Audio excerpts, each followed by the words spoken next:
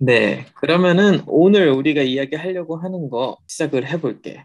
오늘은 네. 2021년을 좀 돌아보자. 좀 건축 관련된 이슈들을 좀 찾아보고 싶었어. 근데 이거를 하기 전에 간단하게 2021년을 그 외노자가 생각했을 때, 아, 나한테는 네. 좀 이런 큰 이슈가 있었다.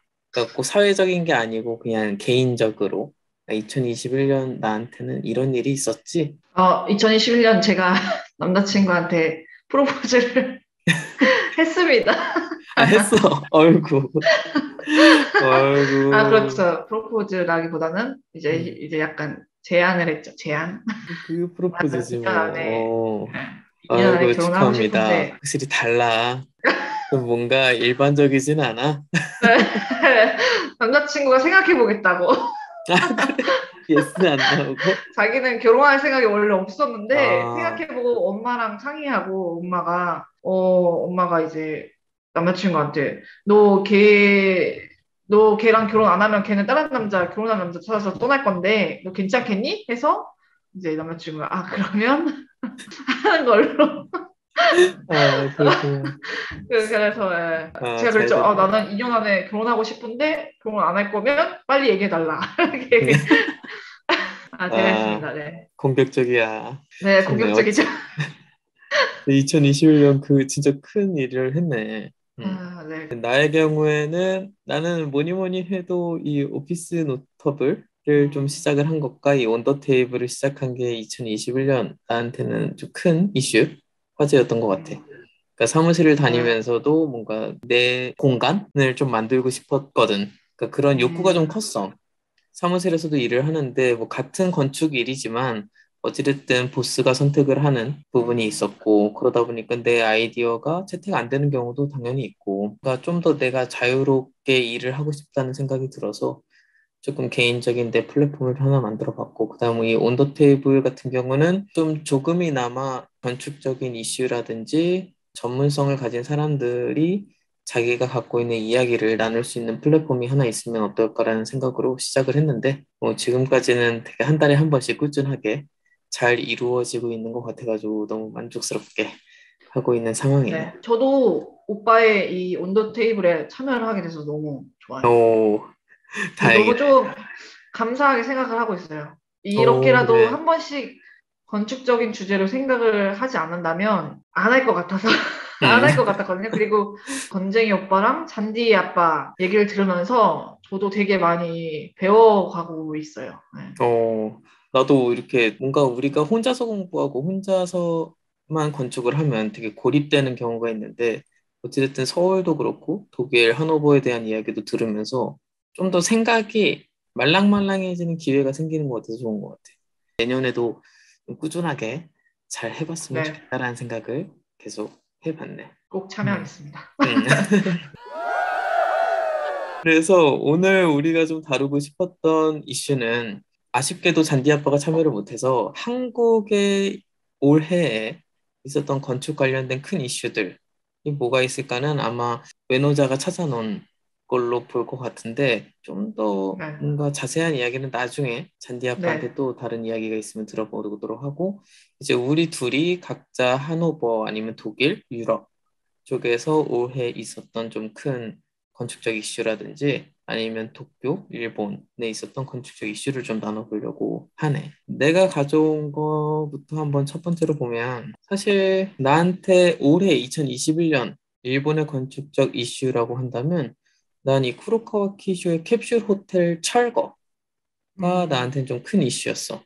왜냐하면 일본 건축을 이야기를 한다면 내가 처음 일본 건축에 대해서 접했었던 계기는 약간 메타볼리즘, 메타볼리스트에 대한 이야기로 일본 건축에 대해서 좀 접하게 됐거든. 사실 일본 건축이라고 하면 우리가 흔히 동아시아 뭐 나무 네. 목조 건축이라든지 그 도쿄 성, 뭐 오사카 성, 뭐 이런 식으로 우리가 흔히 전통 건축으로 일본 건축을 생각할 수도 있지만 현대적인 건축적 사조로 그 메타볼리즘에 대해서 빼놓을 수가 없는 일본 건축의 흐름이 있었지.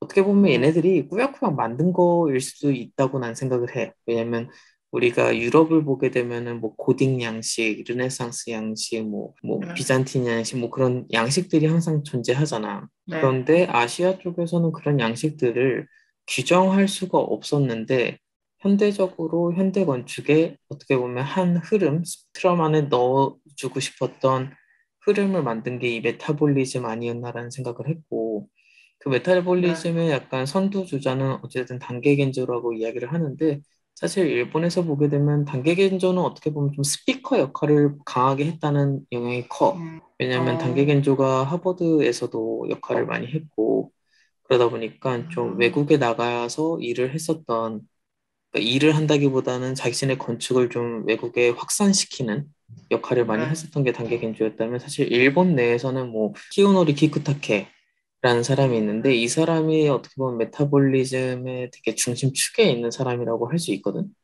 그리고 아, 지금 이번에 이야기하는 키쇼 쿠로카와 같은 경우도 이 캡슐 호텔로 메타볼리즘에 되게 영향력이 큰 사람인데 이 사람은 좀 재밌는 게 뭐냐면 약간 메타볼리즘의 구준표 같은 역할을 해.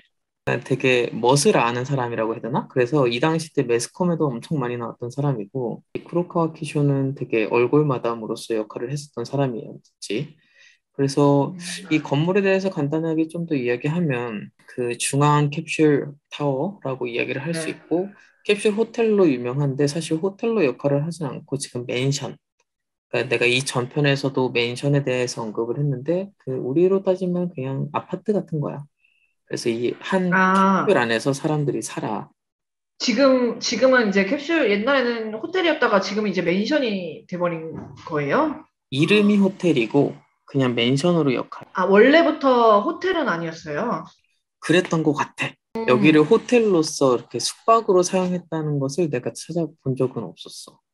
아, 진짜요? 와, 음, 저는 호텔인 줄 알고 있었어요. 나도 아, 호텔인 줄 알았거든. 근데 그런 건 있어. 뭐, 한 달 정도 렌트를 해서 생활할 수 있다, 이런 건 있거든. 그래서 이곳은 이제 1972년에 지어진 건물로 긴자 근처에 있어. 그래서 지금 보다시피 이렇게 하나의 원 모듈이 쌓여서 하나의 빌딩을 만든 거야. 그래서 이 메타볼리즘이라는 게 그런 유기체, 그리고 음, 변화라는 이야기인데 어떤 한 기본 셀 조직으로부터 뭉쳐지고 합쳐져서 좀 알 수 음, 없는 어떤 새로운 구조체를 형성한다. 이게 약간 메타볼리즘의 컨셉이거든. 그러니까 네덜란드의 구조주의와 되게 비슷한 건데 구조주의의 경우에는 좀 더 피지컬한 부분이 크다면 이 메타볼리스트들이 주장하는 메타볼리즘은 그 피지컬한 부분을 떠나서 그런 약간 기본 조직으로부터 퍼져나가서 새로운 걸 구축한다 컨셉이긴 해. 그래서 이 쿠로카와 키쇼라든지 뭐 다른 사람들의 메타볼리스트들의 작품들을 보면 사실 이 셀 구조로 퍼져나가는 구조들이 큰데 후미코 마키가 한 다이칸 야마의 힐사이드 테라스가 있어. 그 예전에 네. 우리가 항상 도시 계획할 때 단지 계획에서 많이 공부하는 부분인데 힐사이드 아, 테라스라고. 네. 사실 거기에 나오는 후미코 마키의 건물은 사실 다 달라. 힐사이드 테라스가 약간 이런 식의 건물이 있어. 이 지역을 힐사이드 테라스라고 이야기를 해. 네네네. 방금 봤었던 쿠로카와 키쇼의 건물처럼 똑같은 건물이 쌓여가지고 어떤 건물을 만든 게 아, 아니고 지금 후미코 네. 마키의 경우에는 지금 정확히 도면으로 보면 이런 식인데 한 동, 한 동, 한 동, 한 동, 여러 동이 모여가지고 어떤 집합체를 이룬다. 그리고 이 집합체 속에서 나타나는 어, 가운데 있는 여러 가지 약간 포켓 정원들이 있거든. 이 포켓 정원에서 사람들의 약간 다양한 활동, 그 액티비티를 만들다라는 게 약간 이 사람의 컨셉이었어. 학부 건축, 그러니까 제가 되게 좋아하는 그런 배치 같은. 그래서 이것도 어떻게 보면 그 메타볼리즘의 하나로 집어넣기도 하거든. 왜냐면 흔히 우리가 아, 알고 있는 게그 키요노리 키쿠타케가 만든 이 오션 시티라고 이걸로 되게 유명해지긴 했었거든. 이거는 이제 도쿄 베이라고 해서 도쿄 아래쪽에 그 네, 바다가 있어. 거기에다가 네. 바다에다가 이제 도시 계획을 세웠던 프로젝트거든. 단계 견조도 했었었고. 어, 그래서 이런 어떤 한 세포들이 만들어져서 여러 도시를 만들겠다라고 하는 게 이런 메타볼리스트들이 항상 추구하는 이념이었지. 어, 그거에 항상 중심축에 있었던 사람이 크로카와 키쇼였는데 다시 좀 이 크로카와 키쇼 건물로 돌아와서 이야기를 하면 이 건물이 한 3년 전부터 이제 해체를 할지 말지에 대해서 엄청 고민을 하던 건물이었어. 내부는 약간 이런 식이야. 약간 비행기 안에 네. 있는 그런 플라스틱 되게, 네, 되게 재료라고 해야 되나? 되게 좀 우주선 같기도 하고, 그치, 그치. 네. 50년 전에 지어졌다고 했을 때 엄청 세련된 느낌이라고 난 생각이 들어. 이런 TV라든지 다 빌트인 돼 있어가지고 컴팩트하게 가구가 배치돼 있고, 그다음에 여기는 화장실도 이렇게 있고. 어, 근데 와, 지금 이거는 약간 옛날에 사용했었던 네. 형태였고, 지금의 경우에는 조금 형태가 좀 다르긴 해. 약간 개조를 해가지고 안에 있었던 가구들을 좀 정리를 해서 아, 그냥 단순하게 이렇게 테이블 하나만 넣고 자기 오피스로 사용을 한다든지 약간 작가라든지 작업실, 작업실 작업실로 같네요. 사용한다든지 그런 식으로 해서 여기를 거의 맨션으로 사용을 해. 그래서 아까 와, 이야기했듯이 그냥 하루 1박을 위해서 호텔로 사용할 수는 없어. 왜냐면 나 같은 경우도 여기서 하루 묵고 싶어가지고 네. 찾아봤는데 견학 프로그램은 있어도 하루 이렇게 아, 호텔처럼 사용할 수 있는 곳은 없더라고. 근데 어찌됐든 이 코로카와 키쇼의 요 캡슐 호텔이 일본의 건축적인 영향도 지대했고 이 그쵸, 건물을 좀 보존하는 게 좋지 않을까라는 이야기들이 계속 나오고 있었어. 근데 이제 그쵸. 결정적으로 문제는 돈이었지. 그래서 아, 여기를 매입을 하게 했고 이 땅을 올해 3월에 결국에는 팔았고, 그래서 지금부터는 저 안에 살고 있었던 입주자들을 좀 내보내기 아, 위한 방법을 지금 계속 찾고 있고, 그리고 8월까지는 아, 약간 기금을 모았어. 왜냐면 저 캡슐을 다 그냥 부수 철거해서 해체하는 게 아니고, 네. 부분적으로 어디다가 미술 전시를 합시다라는 식으로 기금을 모으고 있더라고. 모았었어. 끝났어. 그래서 확실히 그래도 이 건물에 대한 가치는 인식을 하고 있는데 경제 논리에 따라서 건물을 부시는 것은 해체하는 것은 결정된 수순이었다라는 게 이번 2021년에 일본에서는 그래서 좀 이슈였지. 그래서 약간 페이스북이라든지 인스타에 많이 올라왔어. 사람들이 약간 그 댓글에 더 이상 볼 수 없는 뭐 캡슐 네. 호텔 이런 식으로 일본 친구들이라든지 건축 관련된 사람들이 많이 이렇게 사- 올리더라고. 사실 저는 되게 아쉬운 게, 음, 사실은 이 캡슐 호텔은 정말 예전부터 유명했었고, 음, 사실 저는 그 유명한 것뿐만 아니라 이 캡슐 호텔은 사실 일본의 그 문화적인 것도 함께 담고 있다고 생각을 하거든요. 음, 음, 되게 컴팩트한데 안에 다 들어가 있고 깔끔하고 약간 이게 일본인의 약간 문화적인 것부터 시작을 해서 정체성까지 저는 이 호텔이 담고 있다고 생각을 하는데 음. 그래서 저도 얼마 전에 건축적인 사이트에서 핀란드인가 어디서 약간 캡슐 호텔처럼 되게 컴팩트한 호텔을 만들었고 거기서 사람들이 숙박을 하는 그런 호텔이었는데 그걸 보면서 저는 항상 일본의 그 이 캡슐 호텔을 떠올렸거든요. 이거를 철거를 꼭 해야 하나, 이게 사실은 어떻게 보면 굉장히 상징적인 건데, 좀 아쉽네요. 근데 이런 일들이 뭐 이 캡슐 호텔뿐만 아니라 전 세계적으로 다양하게 일어나고 있는 것 저, 같아요. 그 경제 논리에 따라서 어떻게 보면 저, 약간 그런 거잖아. 이 사람들도 가치는 알고 있을 거라고 생각을 해. 이 건물에 대한 가치는. 하지만 아, 여기서 더 생겨날 수 있는 그 이익을 생각하고 있는 거 아, 아닌가. 사실 이런 식으로 아쉬웠던 건물이 하나가 그 긴자에 소니 빌딩이 있었어. 아, 네.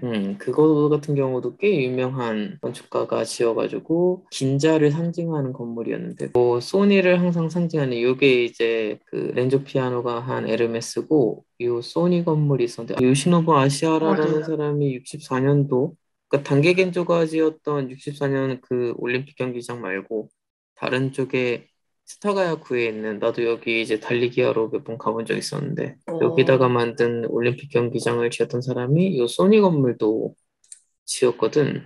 이 소니 빌딩 같은 경우도 해체를 했어. 다 부셨어. 어, 지금은 없어. 이 아, 건물이 없어지고 지금은 공원이 생겼어. 소니 그, 파크라고. 네, 오빠가 예전에 소개한, 이런 식으로 공원이 생겼는데 뭐 앞으로 여기다 건물을 짓는다는 이야기는 있어. 그래서 여기도 한 5년 정도의 한 8년 정도의 플랜이 있어가지고 몇 년 동안은 이렇게 1층만 공원으로 쓰고 몇 년 뒤에는 이제 위에 오피스 올린다라고 하는데 그래도 뭔가 어, 저 상징적인 건물이 없어졌다는 게 되게 아쉽지. 그러니까 근대 유산이잖아. 네, 맞아요.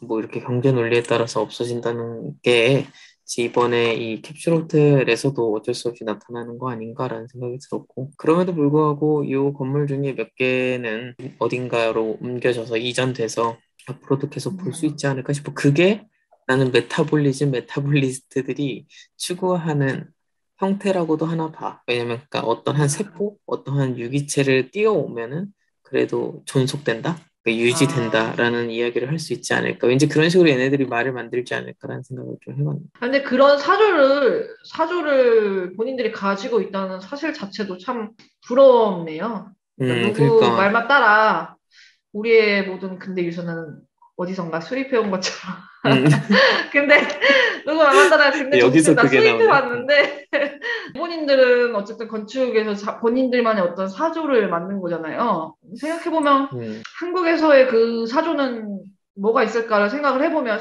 글쎄요. 잘 그치. 모르겠어요. 사실 음. 이 메타볼리즘 건축, 메타볼리스트들을 실패한 건축 사조라고 이야기하는 사람들도 음. 많아. 그리고 실제로 이게 뭐 지금까지 잘 유지되고 이어지는 게 아니기 때문에 그렇게 평가를 하는 사람들도 뭐 틀리지 않았다고 생각은 하는데, 그럼에도 불구하고 시도를 했다는 게 난 참, 네, 그 저도요. 시도했다는 부분에서는 좋게 봐야 된다고 생각을 해. 그게 한국 그렇죠. 건축에서도 필요하다라는 생각이 드는 게, 약간 그런 게 있어. 우리나라 건축 보게 되면은 색깔이 좀 너무 약해. 그러니까 일본 건축은 색깔이 있거든, 확실히. 예를 들어서 이런 거지. 콤페티션에 나왔을 때 어떤 파넬이라든지 그런 이미지라든지 어떤 도면을 보게 되면은 대충, 이 나라 풍이다.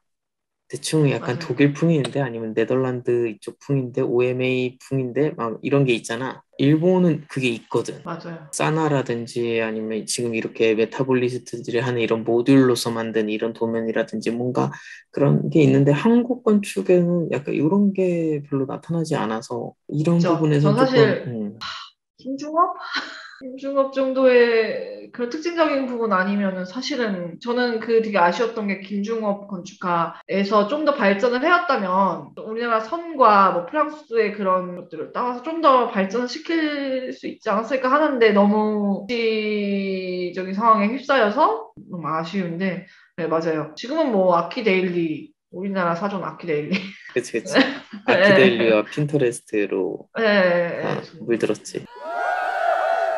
다음으로는 외노자 갖고 온 거 한번 볼까? 이건 뭐 엄청났지. 저는 이제 독일에서의 건축이 뭐 그렇게 다이나믹하지도 않고 사실 제 직원들한테 저희 동료들한테 물어볼 까 생각하는데 이 사람들은 그냥 학교 설계를 하고 이렇게 막 저희 회사가 약간 디자인적이진 않아서 응, 그런 거에 응. 대해 관심도 없을 것 같아서 저는 곰곰이 생각하다가 우연히 이번에 베를린 여행 때 정말 우연히 그 개장하는 그 주에 맞춰서 가게 된 그 그니까. 뉴 내셔널 갤러리를 소개를 하려고 해요. 근데 이 찾아보니까 생각보다 오랜 시간 실시 설계와 복원 설계를 마치고 음, 생각보다 오랜 시간 동안 공사를 마친 건물이더라고요. 그러니까 그래서 나도 이제 치퍼필드로 이걸 처음 알게 됐는데, 공사 들어간다는 걸. 네, 근데 되게 예전에 봤었어. 2012년에 이제 복원 설계랑 실시 설계를 들어가서 4년인가 5년에 설계를 마치고 2016년부터 공사에 들어가서 올해 완공한 건물인데 사실 들어보면 골조만 남기고 다 바꿨다고 해요. 응. 그래서 반대로의 그 기록들을 보고 이제 복원 설계 착수를 했을 텐데 이제 설계에 나와 있지 않은 부분들은 치퍼필드가 자기 나름대로의 재해석을 통해서 설계를 하는 방향으로 했다고 합니다. 그래서 음, 제가 볼 때는 화장실 같은 경우는 아마 타일이나 뭐 그런 거는 치퍼필드의 취향대로 했을 것 같고, 하지만 대부분의 것들은 철저하게 보건 설계를 했고, 그리고 처음 전시가 이제 그 알렉산더 칼더의 그 무비를 첫 전시로 하는데, 이것도 뉴 네이셔널 갤러리에서 특별히 의미가 있는 전시로 시작을 한 거예요. 언젠가 음. 제가 언젠가. 이 저는 이제 이 건물에서 좀 더 온더 테이블에서 얘기를 나눠보고 싶거든요. 음. 그래서 좋은 것 같아. 그때 이제 기회가 된다면 그때 왜 오케이. 알렉산더 칼더의 전시가 첫 번째로 있었는지를 제가 조사를 통해서 어디서 읽었는데 기억이 안 나요. 그래 근데 그 다시 전시회 가서 공지를 본 거 하죠. 아니야? 아니요, 그 전시를 저희가 가려고 했었는데 예약이 이미 꽉 차서 못 들어갔어요. 어, 그래갖고 주변만 보다가 나왔는데, 근데 이 알렉산더 칼더의 작품을 첫 시작으로 한 게 굉장히 약간의 의미를 부여한 거라고 하더라고요. 그래갖고 음, 이제 이게 거의 10년 만에 그 복원 설계와 준공을 거쳐서 나온 거기 때문에 올해 독일의 그 가장 큰 이슈 중에 하나가 아닐까 그러면서 저는 생각을 한 게 이 베를린의 저 넓은 부지에 고작 그 미스 반데로의 유산이라는 이유 하나만으로 여기 서 있을 수 있다는 게 나중에도 설명할 거지만 우리나라의 힐튼 호텔이라든지 아니면은 이제 오빠가 아까도 말한 캡슐 호텔이라든지 그러면 생각할 게 참 많다라는 음. 생각을 했어요. 근데 이 주변이 어떤데? 이 주변이 좀 이 건물이 이렇게 하나 1층 단층으로 서 있기에는 조금 안 어울리는. 이거 약간 좀 동떨어진 느낌이 없지 않아 있거든요. 이 컨텍스트를 살펴보면은 박물관이나 이거 뮤지엄 인젤이랑은 좀 널찍하게 떨어져 있는 부분이 있고 좀 외진 곳에 있긴 한데 베를린이라는 도시 특성상 경제적 논리에 의하면 이렇게 넓은 음, 부지를 이 작은 평평한 박물관 하나가 차지하고 있다는 건 말도 안 되는데 그거를 10년간의 엄청난 돈이 여기에 쓰였을 거란 말이에요. 보건 음, 설계나 그랬을 때 경제적 논리랑은 완전 저는 맞지 않다고 생각을 해요. 사실 음, 여기에 주택 하나 더 들어서는 게 이들 입장에서는 이제 훨씬 더 많은 돈을 들일 수 있을 텐데 그만큼 미스 반데어 로에가 대단한 인물이기도 하지만 그만큼 독일인들이 본인들의 유산을 생각하는 마음 하나는 조금 본받을 만하다. 저는 음. 이렇게 생각을 하거든요. 근데 진짜 네. 멋있다. 네, 진짜 왜? 멋있어요. 저는 사실 제가 건축 공부를 하면서 학교 시절에 배웠던 르꼬르비제도 좋아하지 않았고, 학교 시절에는 한 3학년 때까지 미스 반데로에도 지금 여기 보면 다 있는 건데라고 생각을 했는데 르꼬르비제도 그렇고 르꼬르비제는 이제 저희가 같이 2012년에 유럽 여행을 하면서 그때 그 충격과 그 미스 반데로에는 여기서의 그 충격을 잊을 수가 없어요. 음, 이 넘사, 둘은 정말 넘사벽. 정말 넘사벽이에요. 그리고 이들이 흔히 이야기하는 거장들, 4대 거장들, 넘사벽이야.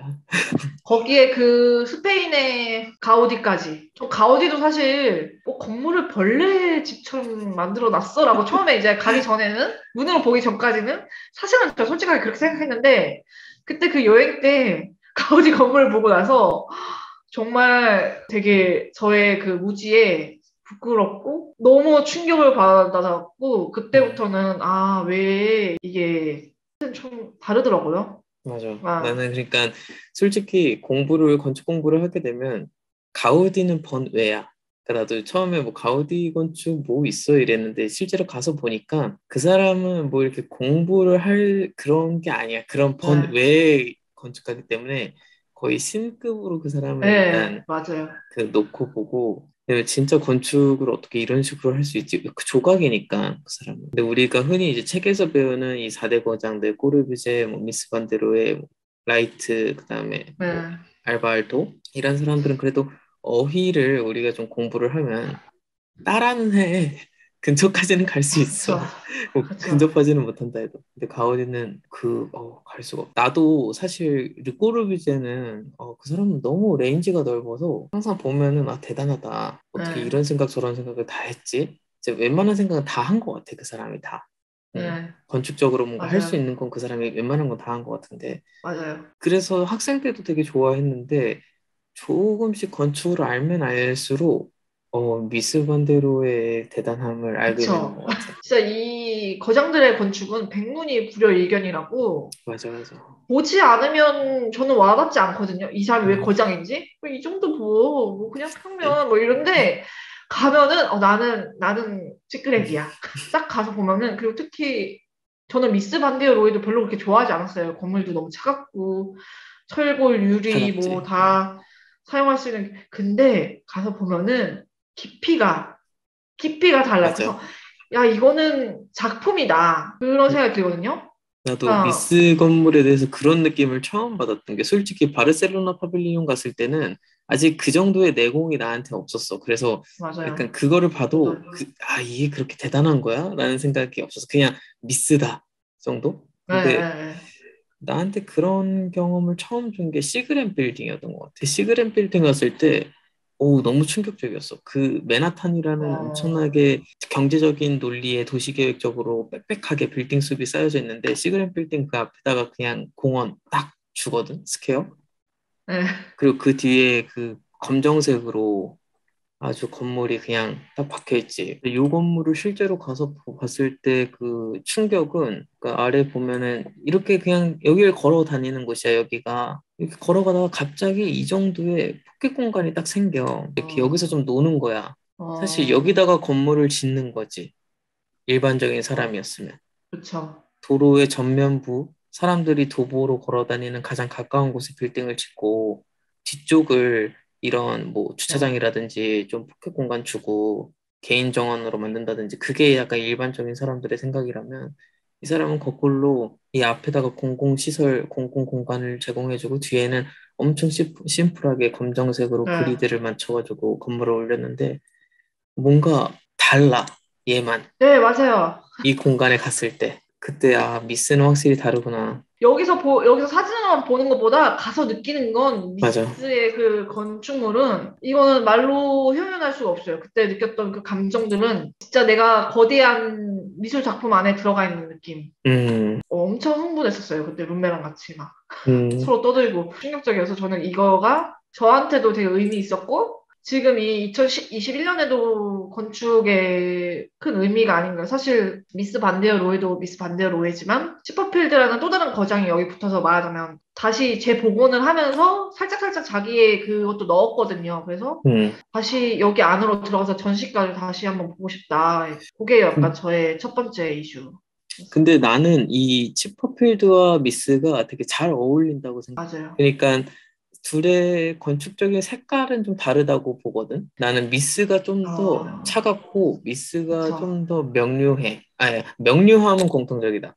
저 치퍼필드도 명료한 되게 것 같아요. 그쵸. 명료하고 미스도 되게 명료한데 미스의 건축은 좀 더 소재라든지 그런 게 제한적이고 네, 훨씬 더 심플하고 더 심플하고. 네. 심플하고 진짜 레스 이즈 모어만 네, 추구한다면 진짜 약간 치퍼필드 같은 경우는 재료의 범위, 레인지도 훨씬 넓고 맞아요. 자기가 설계하는 분야도 훨씬 다양하고 맞아요. 그런데 그 방금 이야기했었던 명료함이 둘이 되게 공통적인 부분이라고 생각을 해. 그런 맞아요. 부분에서 이 프로젝트를 치퍼필드가 받았다는 게 나는 너무 잘 어울린다고 생각하는 게 저도요. 약간 그 명료하다는 게 그런 느낌이거든. 나한테 있어서 미스의 건물이나 치퍼필드의 건물은 고급져. 아, 맞아요. 세련됐어. 응, 그러니까 맞아요. 진짜 뭔가 전통적이진 않아. 뭐 로컬 응, 그런 건 더 응, 응. 없어. 그러니까 군더더기가 없어. 깨끗한 맞아요. 선, 깨끗한 재료, 응. 깨끗한 공간으로 그냥 모든 걸 클리어하는.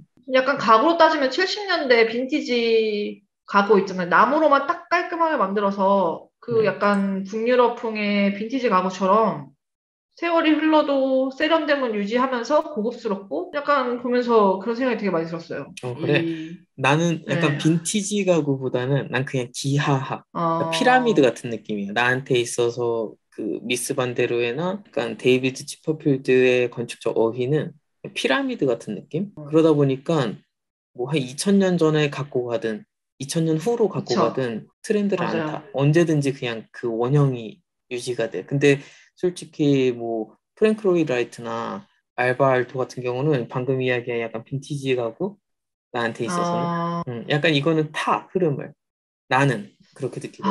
알바이토는 타지 않는데 안 타? 안 그래 타더라고요. 난 좀 타는 느낌인데. 그 언제 있어도 그치, 그치. 항상 그 있는, 줌터 같은 항상. 느낌이지. 그쵸. 알토는. 깊어요. 맞아, 맞아. 그쵸. 깊지. 그치. 지금 중터. 이런 것들도 약간 와 이런 가구 배치라든지 이런 그 네, 수납장의 선이라든지 이런 치퍼필드는 아주 명료해. 맞아요. 근데 이런 맞아요. 선들이 진짜 미스랑 너무 잘 어울리는 거야. 여기를 실제로 가서 빨리 보고 싶다. 한번, 다음으로는 바로 이 이야기에 이어서 지금 미스가 나왔으니까 약간 한국에서 우리가 찾아봤을 때 매니저가 갖고 온 한국 건축 이슈 하나 다뤄볼게. 그럼 이 김종성 건축가의 작품 힐튼 호텔 철거가 네, 저희가. 지금 뭐 이야기로 나온 거지? 아직 결정된 건 아닌 거지? 아니에요. 넘어갔다고, 매각이 되었다고 들었어요. 아, 매각이 그래? 되었다고 들었고, 이게 그 이지 자산 운용인가? 음, 그쪽으로 힐튼 호텔이 매각이 되었고, 근데 이게 용적률 600%인 땅에서 이 힐튼 호텔이 지금 350%래요. 음, 그렇기 때문에, 그러니까 더 아이고. 경제적인 그걸 받기 위해서 아주 용적률 600%로 꽉꽉 채워서 지으려고 하나 봐요. 그래서 이거는 약간 지금보다도 뭐 쉽게 생각을 한다면 객실 수를 뭐 3분의 2 이상은 더 만들 수 있는 거지. 네, 근데 그쵸. 지금은 뭐 그 땅을 제대로 사용할 수 없는 상황이다 보니까 한번 허물고 그다음에 새로 아시지는. 계획을 짓겠다. 근데 이제 안타까운 건 오늘 우리가 계속 다루고 이야기를 하고 있는 이 그쵸. 힐튼 호텔 같은 경우도 김종성 건축가가 이 미스 반데로의 유일한 한국 제자, 한국인 그쵸. 제자이기 때문에 근현대 유산으로서 가치 있으니까 남겨놔야 되는 거 아니냐라는 이야기를 했지. 예전에 그 김중업이 설계한 제주대학교도 철거가 됐잖아요, 결국. 응, 응. 네, 이게 엄청 멋있어요. 지금 이제 다 그러니까 잘 안 써갖고 막 폐허처럼 변했는데, 이게 오, 원래는 진짜 예쁜 곡선으로 장난 아니다. 진짜 멋있는 건물이었는데 지금 이제 다 그러니까 관리를 전혀 안 해갖고 지금 저렇게 변한 상태로 해서 철거가 됐는데 저는 이것도 진짜 너무 아쉬웠거든요. 저는 사실 김수근보다 김중업을 훨씬 더 좋아하고 그래 보여. 네 그래서 이 그 곡선이라든지 이 야, 플러스 이거는 뭐 네, 오스카 니마이였는데 엄청 거의. 이 건물을 왜 제주도에서 철거를 했는지도 너무 이해할 수가 없고 그랬는데 뭐 이것도 철거되고 솔직히 우리나라에서 근대 유산으로 남아있는 거는 김수근 건축가 작품이 대부분이잖아요. 응, 그 공간 사실은 공간 사업도 철거될 뻔한 거를 아라리오에서 이제 그러네. 인수를 해갖고 부분적으로 어떻게 뭐 개조를 해서 어떻게 했다고 하는데 저는 아무리 김수근이 친정부적이었다고 하지만 왜 김수근 작품은 철거를 안 하면 뭐 다 철거를 하면 안 되지만 다양성이 사라지고 있다는 생각이 자꾸 들어요. 우리나라의 그 근대 건축의 사조가 김수근만 있는 것도 아니고 김중업도 있고 사실 김종성 건축가도 사실 우리나라의 근대 건축의 1세대인데 그치. 그리고 다 다른 나라에서 어쨌든 배워갖고 온 거잖아요. 맞는가? 우리나라 응. 건축 역사에서 맞는가? 저는 그런 생각이 좀 들어요.